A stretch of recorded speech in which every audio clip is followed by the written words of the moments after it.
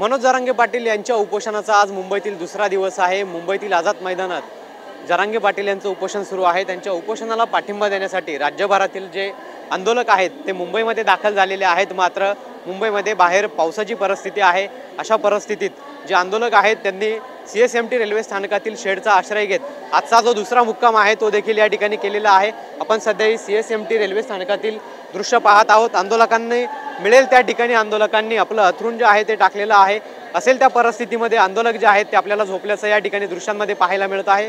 खरं तर CSMT platform railway स्थानकात असलेल्या सर्वच प्लॅटफॉर्मवर अशाच पद्धतीचं दृश्य जे आहे ते आपल्याला या ठिकाणी बघायला मिळत आहे। जे आंदोलक जोपर्यंत आरक्षण मिळत नाही तोपर्यंत मुंबईतनं जाणार नाही अशा पद्धतीची जी भूमिका आहे ती या आंदोलकांनी घेतलेली आहे। त्यामुळे जोपर्यंत आंदोलन या ठिकाणी सुरू राहणार आहे तोपर्यंत आंदोलक जे आहेत ते देखील इथेच राहणार असल्याची भूमिका घेतलेली आहे। आणि आंदोलकांनी आता आजचा जो दुसरा मुक्काम आहे तो CSMT रेल्वे स्थानकात केल्याचं आपल्याला पाहायला मिळतंय। कॅमेरा पर्सन प्रणित कापसेसह पवन येवले, TV9 मराठी, मुंबई।